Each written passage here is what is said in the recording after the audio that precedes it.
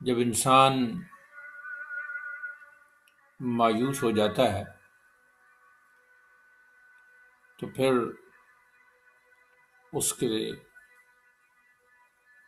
जितने भी दिमागी सिलसिले होते हैं